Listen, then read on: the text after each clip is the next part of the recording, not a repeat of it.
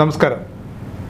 കനത്ത പോളിംഗാണ് സംസ്ഥാനത്തെ വിവിധ മണ്ഡലങ്ങളിൽ കഴിഞ്ഞ ദിവസം രേഖപ്പെടുത്തിയത്.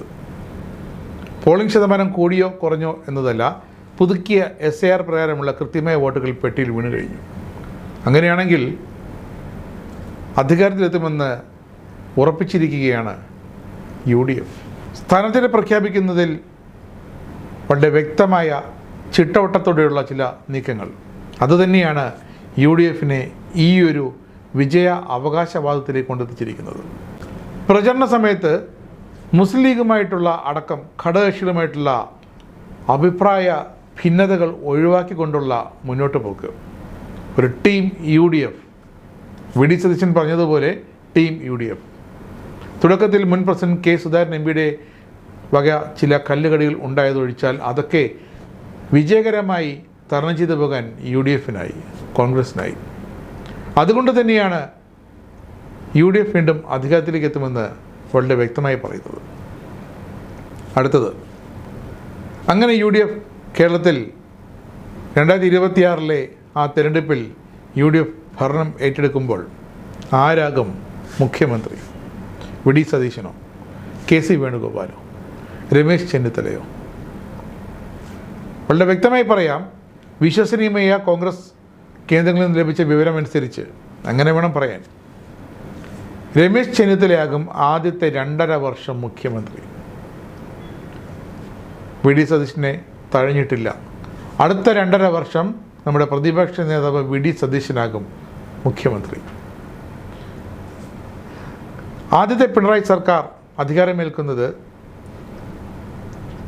രമേശ് ചെന്നിത്തല പ്രതിപക്ഷ നേതാവെന്ന ആ നിലയ്ക്കാണ്. ഒന്നാം പിണറായി സർക്കാരിൽ പ്രതിപക്ഷ നേതാവ് രമേശ് ചെന്നിത്തല.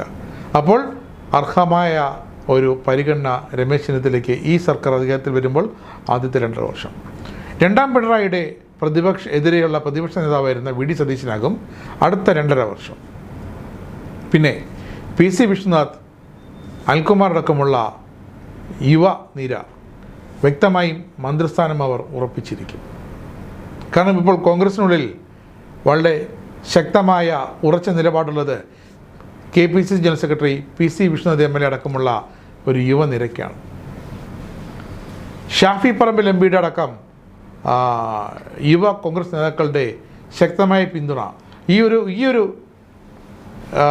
ഒരു കെട്ടുപാടോടെയാണ്, കെട്ടുറപ്പോടെയാണ് UDF കോൺഗ്രസ് ഇത്തവണ ഈ തിരഞ്ഞെടുപ്പിനെ നേരിട്ടത്.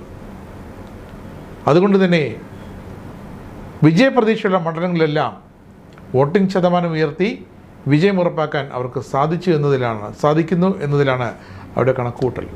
എന്തായാലും വിജയം സുനിശ്ചിതമാണെന്ന് UDF ക്യാമ്പുകൾ, കോൺഗ്രസ് ക്യാമ്പുകൾ ഉറപ്പിച്ചു കഴിഞ്ഞു. തിരുവഞ്ചൂരടക്കം ഇത്തവണ വീണ്ടും മന്ത്രിയാകും, അതിൽ യാതൊരു സംശയവുമില്ല. മുസ്ലിം ലീഗിന് 5 മന്ത്രിസ്ഥാനവും ഉണ്ടാകും. ഘടകകക്ഷികൾക്ക് അർഹമായ പ്രാതിനിധ്യവും ഉണ്ടാകും.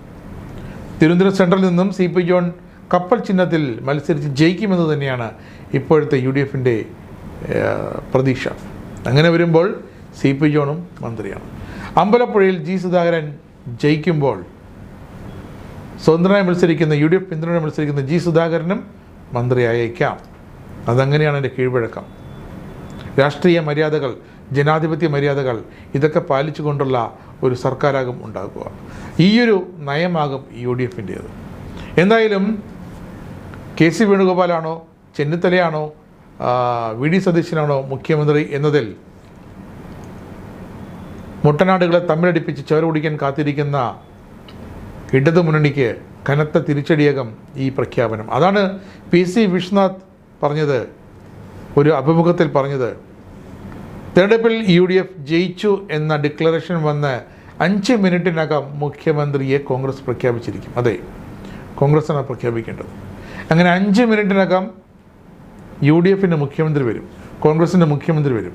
അത് രമേശ് ചെന്നിത്തല എന്ന മുതിർന്ന കോൺഗ്രസ് നേതാവ് തന്നെയാകും.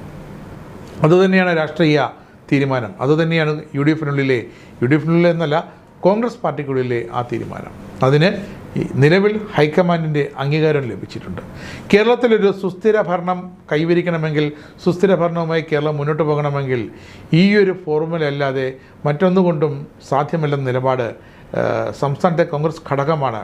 അതായത് PC വിശ്വനാഥ്, അനിൽകുമാർ, ഷാഫി പറമ്പിലടക്കമുള്ള യുവ നേതൃനിര. ഇപ്പോൾ കേരളത്തിലെ കോൺഗ്രസിൻ്റെ കാര്യങ്ങൾ തീരുമാനിക്കുന്ന ഈ നേതൃനിരയാണ് ഹൈക്കമാൻഡിനെ വ്യക്തമായി രേഖാമൂലം തെളിവുകൾ സഹിതം അറിയിച്ചത്. അങ്ങനെ കേരളത്തിലേക്ക് UDF അധികാരത്തിലെത്തുമെന്നൊരു ശക്തമായ സൂചന അവർ തന്നെ നൽകുന്നുണ്ട്, കണക്കുകൾ നിരത്തി. അപ്പോൾ ആ മന്ത്രിസഭയിൽ ആരൊക്കെയാകണം മുഖ്യമന്ത്രി, ആരൊക്കെയാകണം മന്ത്രിമാർ, ആരൊക്കെയാകണം കോൺഗ്രസ് പാർട്ടിയിലെ മന്ത്രിമാർ, ആരൊക്കെയാകണം ഘടകകക്ഷി മന്ത്രിമാരുടെ കാര്യം അവർ തീരുമാനിക്കും. എത്ര മന്ത്രി പദങ്ങൾ വരെ ഘടകകക്ഷി കൊടുക്കാം അതുവരെ ഇപ്പോൾ തന്നെ കോൺഗ്രസ് ക്യാമ്പുകൾ വ്യക്തമായി വരച്ചു വച്ചിട്ടുണ്ട്.